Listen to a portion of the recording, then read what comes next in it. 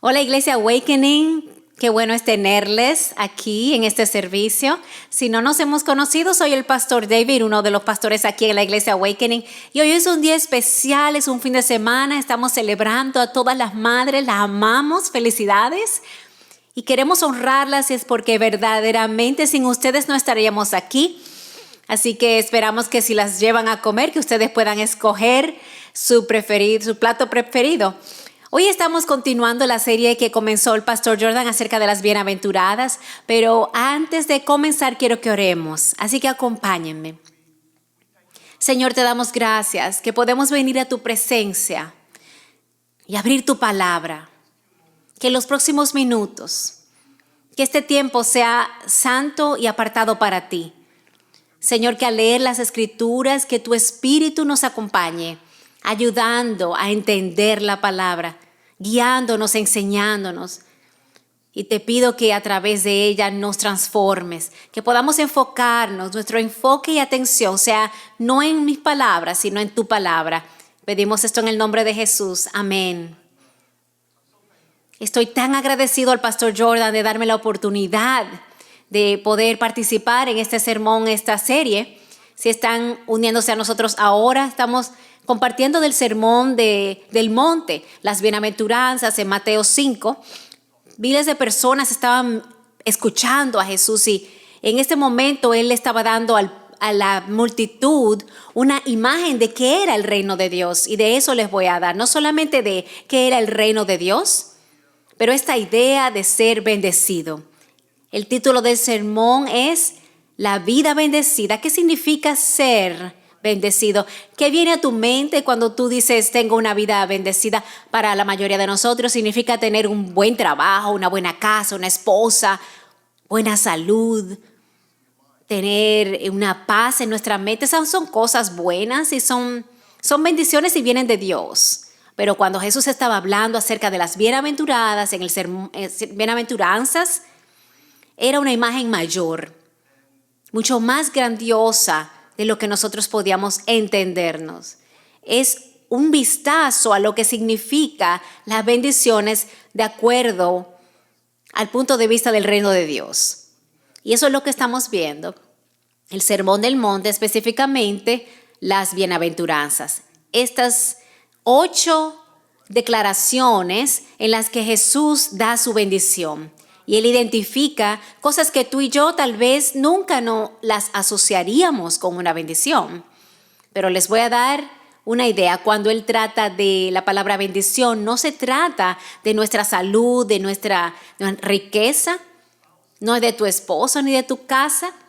Cuando Él habla de la bendición, Él está hablando de cosas que durarían mucho más que la vida terrenal. Cosas que nos van a llevar, que van a trascender nuestra propia vida y que estarán con nosotros de por vida. Y vamos a ver estas bienaventuranzas y espero que eso pueda cambiar tu perspectiva y tu atención esté en mí, en lo que estoy diciendo. Ahí está dando unas enseñanzas profundas para que las personas que estaban con Él tenían trabajo de entenderlas. Y Él las estaban enseñando porque eran tan importantes. Él quería asegurarse de que sus discípulos y la multitud que lo escuchaba tenía una oportunidad de escucharlas. Cuando pensamos en las bienaventuranzas, debemos pensar en el reino. Él es un rey, nos invita a ser parte de su reino, de ser ciudadanos en ese reino. Antes de comenzar con las bienaventuranzas, creo que es muy útil que la leamos lentamente. Y quiero hacer esto como parte de la introducción. Lo primero es que cuando escuchas la palabra bienaventurada, es una palabra de raíz griega que habla de una bendición suprema. No solamente son bendiciones regulares, es algo supremo. Es lo más alto, el ápice de lo que es la bendición. Y es para que nuestra mente se aleje de lo que es lo terrenal y lo que está sucediendo y lo que queremos hacer en este año, las necesidades que tenemos. Y en vez, Él dice, piensa en lo eterno, piensa en tu futuro. Lo número 2 que quiero que entiendan de estas bienaventuranzas es que todo se basa en lo que es el reino. Tú no puedes entender las bienaventuranzas a menos que tú entiendas que Él está hablando del reino de Dios. Cuando Él está hablando del reino, Él habla de algo que es eterno, en lo cual Jesús está interesado, con lo que Dios valora, lo que Dios le da prioridad. Número 3, lo que debemos reconocer es cuando vemos las bienaventuradas, es que cada una de ellas están correspondidas por una promesa. Hay 8 de ellas y en cada una Dios nos da una actitud y una forma de pensar, pero entonces Él nos da una promesa. A veces cuando hablo con personas que tienen buenas intenciones y dicen ellos, bueno, cuando le damos a Dios algo no debemos esperar nada a cambio. Cuando servimos a Dios no debemos esperar nada a cambio, no seas egoísta. Pero esta no es lo que la palabra nos enseña. Eso no es lo que Jesús dice en las bienaventuranzas. Él dice, por cada actitud y cada acción que tú haces, Él nos da una promesa. Lo número 4, al leer las bienaventuranzas, es que son condicionales. No son abiertas y promesas que Dios solamente nos entrega, pero cada una de ellas son condicionales. Cada una de ellas está ligada a nuestra obediencia, nuestra actitud y forma de pensar. Cuando vemos estas bienaventuradas, no son de selección múltiple. Tú puedes escoger cuál de ellas tú quieres hacer y cuál no te interesan. No es como que, bueno, yo voy a coger 6 de esas 8 o 3 de las 8. De hecho, es una colección, es un grupo. Estas bienaventuradas no se deben aislar, sino verlas en una continuación. A veces pienso que una bienaventuranza edifica la próxima. Y yo creo eso. Número 5, y lo que quiero decir de las bienaventuranzas, es que no se tratan de nuestra felicidad. La misión número 1 de Dios no es que nosotros seamos felices. Su deseo es que seamos completos. La felicidad es algo que obtenemos cuando seguimos algo que nos gusta y es temporal. Es basado en las situaciones, es temporal. A lo mejor perdemos el trabajo, perdemos a alguien que amamos y perdemos la felicidad. El Señor no está interesado en nuestra felicidad. En estas bienaventuranzas, Jesús está interesado en ser completos, en el entendimiento de lo que es el reino de Dios. Así que permítanme leerles las bienaventuranzas. Mateo 5, del 1 al 12. Cuando Jesús vio a las multitudes, subió al monte y después de sentarse sus discípulos se acercaron a él y abriendo su boca les enseñaba diciendo, bienaventurados los pobres en espíritu, pues de ellos es el reino de los cielos. Bienaventurados los que lloran, porque ellos serán consolados. Bienaventurados los humildes, pues ellos heredarán la tierra. Bienaventurados los que tienen hambre y sed de justicia, pues ellos serán saciados. Bienaventurados los misericordiosos, pues ellos recibirán misericordia. Bienaventurados los de limpio de corazón, pues ellos verán a Dios. Bienaventurados los que procuran la paz, pues ellos serán llamados hijos de Dios. Bienaventurados aquellos que han sido perseguidos por causa de la justicia, pues de ellos es el reino de los cielos. Bienaventurados serán Cuando les insulten y persigan y digan todo género de mal contra ustedes falsamente por causa de mí, regocíjense y alégrense, porque la recompensa de ustedes en los cielos es grande, porque así persiguieron a los profetas que fueron antes que ustedes. Lo primero que notamos cuando vemos a las bienaventuranzas es que Jesús está hablándole a una gran multitud. Algunos de ellos eran sus discípulos, algunos curiosos en qué este maestro quería enseñar. Dice que Jesús se sentó. Yo escogí sentarme también hoy, y tal vez en honor a lo que Jesús hizo. Creo que Jesús sabía que se iba a tomar un tiempo largo y por eso decidió sentarse. Y yo espero hacer lo mismo hoy con ustedes. Y luego dice algo curioso. Dice que abrió su boca y habló y les enseñó. Pareciera que no es necesario decirlo, pero dicen que algunos comentaristas que cuando él dice que abrió su boca, que fue una pausa. Ellos sospechan que Jesús hizo una pausa intencional y permitió un momento de silencio. Quizá esperando que los niños se acomodaran, que las personas se sentaran.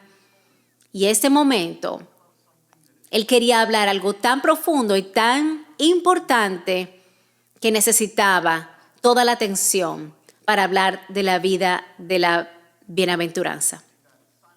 Y este silencio es algo que funcionó,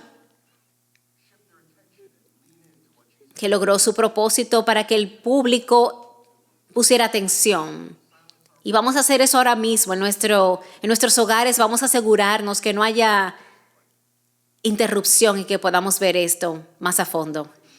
En el versículo 3 vemos la primera bienaventuranza. Bienaventurados los pobres en espíritu, pues de ellos es el reino de los cielos. Pobre en espíritu. La primera vez que escuché esta frase, dice, qué extraño es esto. Muchas de ellas parecen paradójicas. ¿Cómo así que bienaventurados los pobres en espíritu? Yo pensaba que debíamos tener mucha riqueza de espíritu. ¿Por qué Jesús dice que debemos ser pobres de espíritu?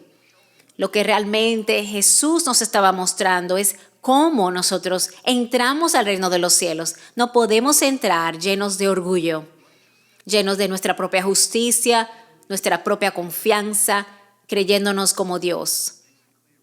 Jesús lo hace claro. Él dice, cuando venimos a Dios debemos venir humildes, reconociendo que nuestro espíritu, nuestra pobreza espiritual es vacía y que necesitamos un Salvador, que necesitamos a Dios. Es esto que vemos que Jesús enseña una y otra vez, no solamente aquí en las bienaventuranzas, pero más tarde Él hablará a las multitudes. Le dice, el que quiera seguir y ser mi discípulo tiene que negarse a sí mismo, tomar su cruz y seguirme, en Mateo 16:24. Seguir a Jesús no tiene nada que ver con nosotros mismos, sino con Él.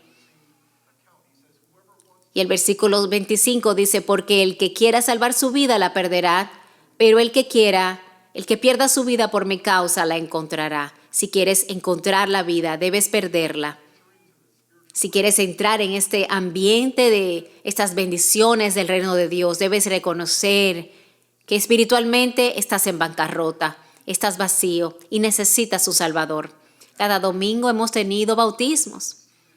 Cada domingo vemos esta bienaventuranza. Cuando una persona es bautizada y se mete en las aguas del bautismo y comparte esa historia de cómo vino a Cristo, y lo sumergimos en las aguas del bautismo, es una imagen de ellos muriendo a sí mismos, es una imagen del sepulcro, y ellos entran en el sepulcro y salen a una vida nueva. Lo que pasó por Jesús, entrando al sepulcro y saliendo a la resurrección, es lo que nosotros experimentamos cada vez que vemos un bautismo. Alguien que muere a sí mismo, que se niega a sí mismo y decide vivir para Cristo. y abrazar la vida que Cristo tiene para él. Lo número 2 y la bienaventuranza número 2 es en el versículo 4, bienaventurados los que lloran, pues ellos serán consolados. A veces escucho esto en los funerales, se menciona, porque todo el mundo está llorando y en duelo. Y esta bienaventuranza le da un poco de esperanza que Dios le quiere dar a la persona. Pero no es de eso que esto se trata. Esto es para cualquier persona que esté experimentando tristeza. Pero esto es para lo que está, el objetivo es que Jesús está diciendo esto en el contexto del reino de Dios. En Mateo 5:4 dice que el reino de Dios se trata de la justicia.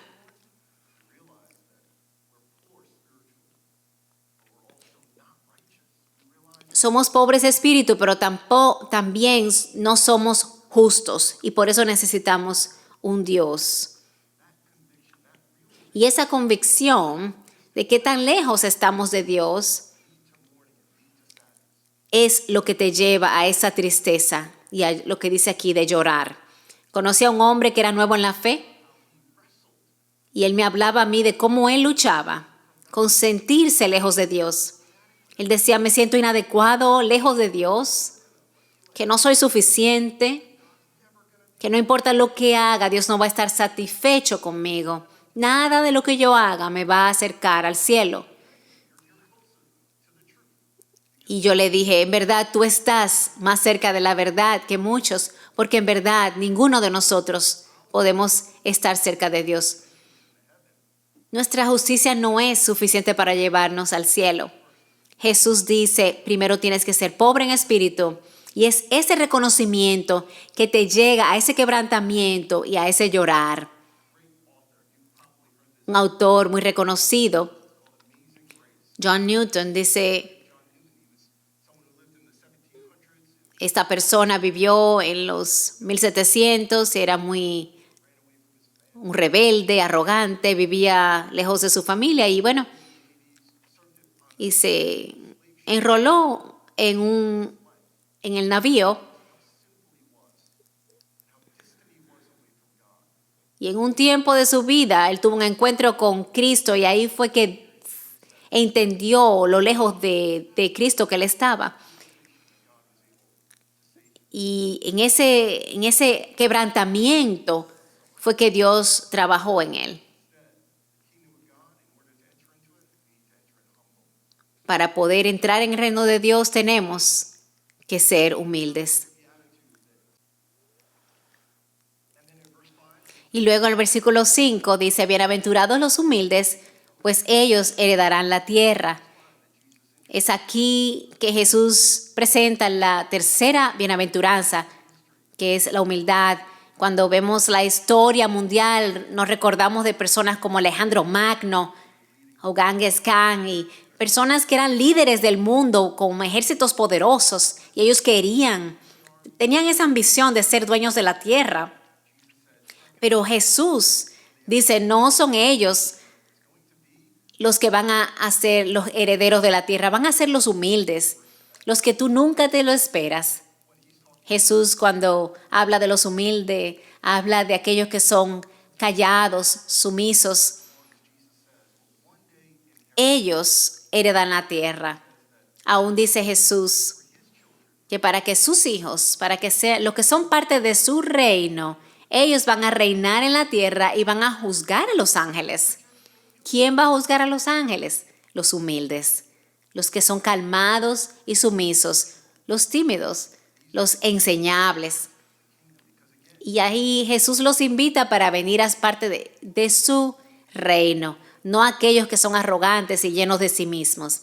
En el verso 6 tenemos allí la cuarta bienaventuranza, los que tienen hambre y sed de justicia, pues ellos serán saciados. Cuando renunciamos a nuestra propia justicia, cuando reconocemos qué tan vacío estamos y tenemos anhelo de la justicia de Dios y que solamente la podemos encontrar en Jesús. Cuando mi esposa estaba embarazada, recuerdo cómo ella tenía esos antojos, esos anhelos. Y hay mujeres que tienen diferentes antojos, pero lo de mi esposa era el hielo con el limón y hielo. Y recuerdo con nuestro hijo tercero, tenía diferentes antojos que era carne y hamburgers. Y mi teoría era que ella en realidad tenía esos antojos porque tenía ciertas deficiencias y ella necesitaba la vitamina C y con la carne la proteína.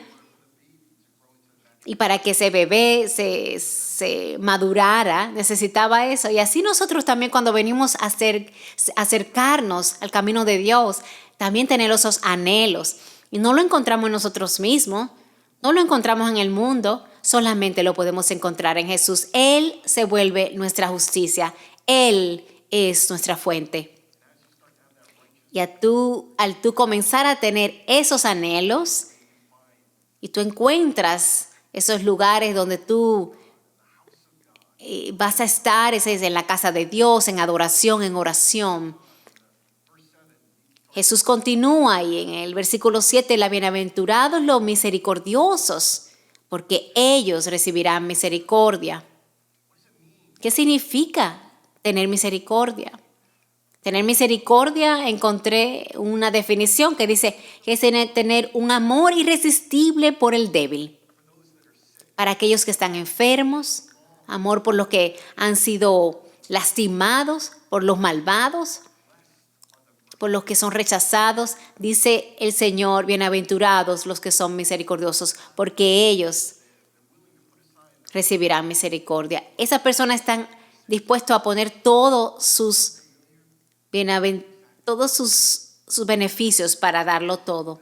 En Filipenses 2 también habla de algo similar cuando Jesús dejó todos sus beneficios en el cielo, rodeado de ángeles, para venir a una misión aquí de misericordia.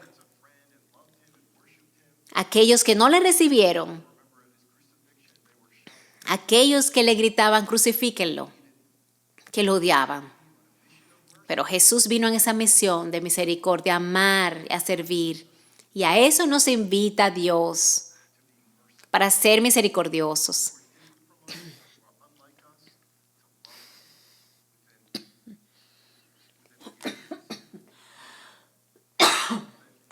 Ese tipo de amor que solamente viene de Dios. En versículo 8 dice, bienaventurados los limpios de corazón, pues ellos verán a Dios. Noten que Jesús no dice bienaventurados los limpios de su vocabulario, pero sino aquellos que tienen el corazón limpio. Jesús sabía que no era lo que las manos o la boca hiciera, sino que comienza en nuestro corazón. Jesús sabía que nuestros corazones son naturalmente puros. Necesitan ser purificados. Cuando venimos a Dios y reconocemos que Él es nuestra justicia, Él nos lava, Él nos limpia. Jesús guarda nuestros corazones y nos ayuda a darnos cuenta de quiénes son esos enemigos de nuestro corazón. La división, la envidia, esas cosas que tratan de traer maldad a nuestros corazones. Jesús nos advierte de ellos. Y me encanta la promesa asociada con esta bienaventurada. Bienaventuranza dice que ellos verán a Dios. Los limpios de corazón verán a Dios. Él nos enseña que la intimidad fluye de la pureza. Que para estar cerca de Dios tenemos que tener pureza, tenemos que ser lavados. Y por eso Él lo aclara aquí. El versículo 9 dice, bienaventurados los que procuran la paz, pues ellos serán llamados hijos de Dios. En el reino de Jesús Él no es solamente rey, Él es príncipe de paz. Y nosotros estamos supuestos a tener paz. Él quiere que tengamos paz con Dios, pero también quiere que tengamos paz con nosotros mismos, con nuestro corazón, nuestro pasado, nuestra identidad. Y Él quiere que tengamos paz con otros. Y Jesús dice que ahora nosotros venimos a esa misión de Él, de traer paz. Que no tenemos que ser conformes con simplemente ser un pacificador, sino que activamente promovamos la paz con otros. Recuerdo en un tiempo en que mi familia vino de un cumpleaños, hace unos años. Estaban bien animados, se habían comido tanta azúcar y llegaron con esos globos. Y mis hijos agarraron los globos y se fueron, se soltaron porque eran de helio. Y bueno, empezaron a llorar porque se fueron los globos. Y recuerdo que uno de ellos vino a uno de mis hijos y le dijo: yo sé que tú estás triste porque perdiste tu globo, te voy a dar el mío. Y saben que para esto, lo importante que es para los niños tener un globo, ¿verdad? Y para mi hijo ceder su globo, me encantó. Me encantó porque pude ver lo que Jesús habla aquí. Él vio como mi niño, el más pequeño, estaba tan triste y él quiso compartir y darle su balón. Él nos invita también a que seamos hacedores de paz. Y la paz no sucede automáticamente. Realmente, la paz es algo que tiene que ser fabricado y toma tiempo y necesita paciencia, sabiduría y toma trabajo. Pero Jesús nos invita a que seamos parte, ciudadanos de su reino, para que seamos hacedores de paz.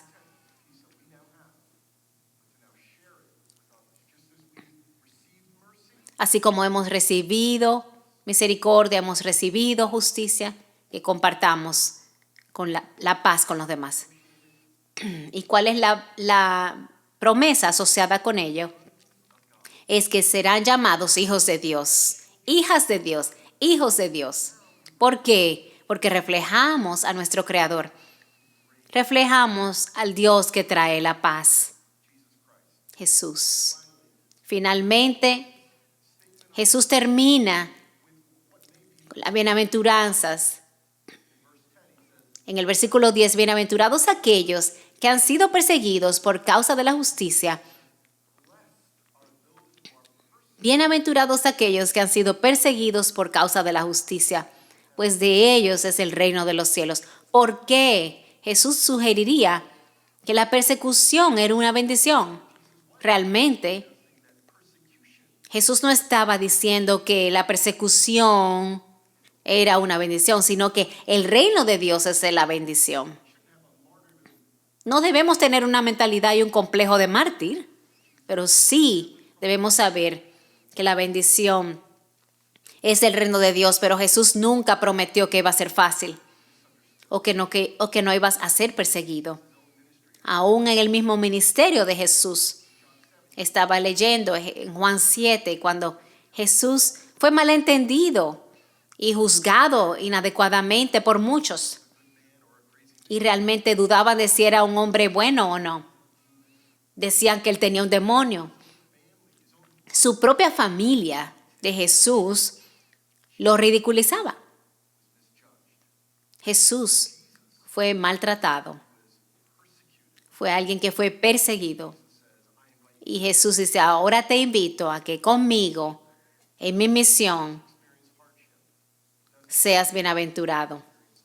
Que sepamos que puede que pasemos lo mismo. Algunos de ustedes están en países donde está sucediendo esto. En la vida diaria, a nivel general, está sucediendo. Conocí un misionero de la India y que él tiene grandes ministerios allá, y ella hablaba con él y me decía lo difícil que era y la persecución que él recibía. Y él decía, gracias por las oraciones, pero nosotros estamos orando por ustedes porque ustedes no experimentan persecución.